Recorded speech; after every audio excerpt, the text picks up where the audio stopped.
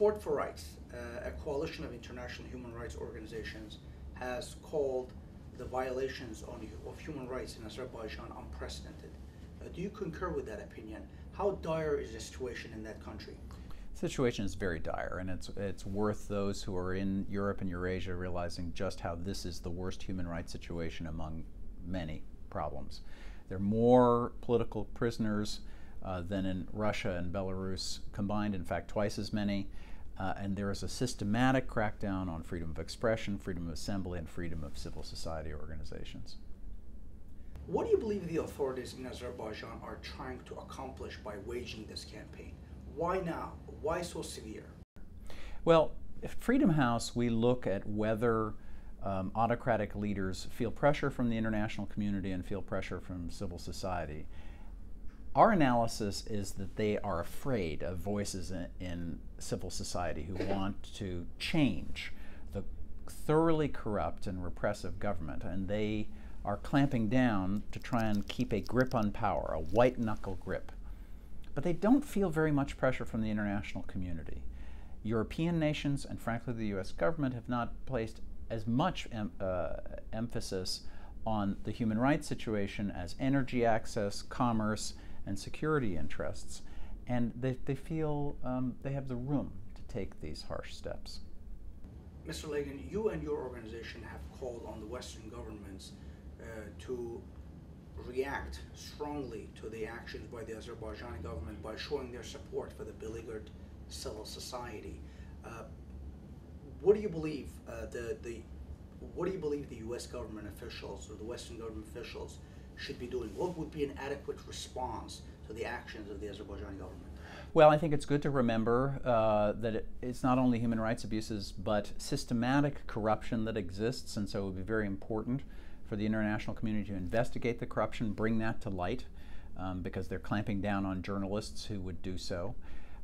We in the United States and otherwise should use targeted sanctions. We've developed a more precise tool for pressuring those officials who are responsible for corruption or responsible for human rights abuses without harming the overall people of a country with comprehensive sanctions.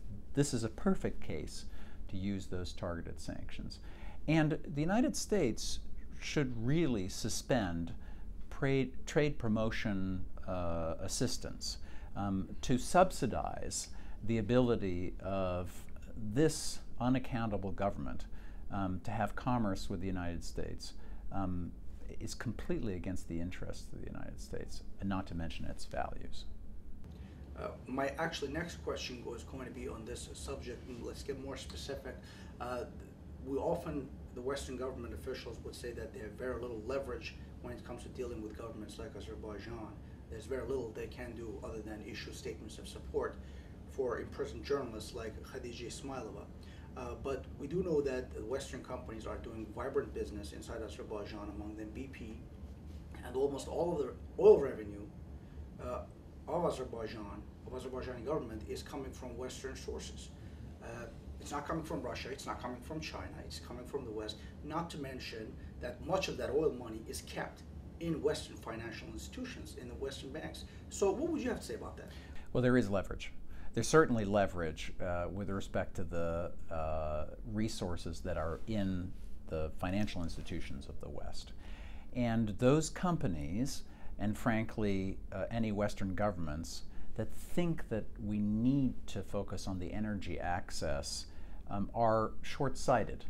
Think how much more productive the relationship would be, the commerce would be, the prosperity of the people of Azerbaijan might be if they could have freedom of expression, innovation, and you could call attention to things that are going wrong in the government or in business. It is very much in the interest of the United States and international businesses to put pressure on this government. It is an issue of universal values, but it's also an issue of interests. Some people in the United States government insist that Azerbaijan is a key strategic partner of the United States. We hear this term very, very frequently. Do you share this opinion? And if so, in what ways is Azerbaijan a key strategic partner, a very heavy loaded term being used toward such a country? disembodied language about the important geographic position and counterterrorism policy and military access are often cited as reasons for setting aside human rights. The tangible importance of Azerbaijan for strategic purposes has limits. And they certainly aren't so important that you should forget the human rights record. This is not a matter of a gray area of some people being silenced or a few people being harassed. This is a systematic policy of limiting freedom of expression, freedom of assembly, and the role of journalists and civil society to shed light on the way people are governed.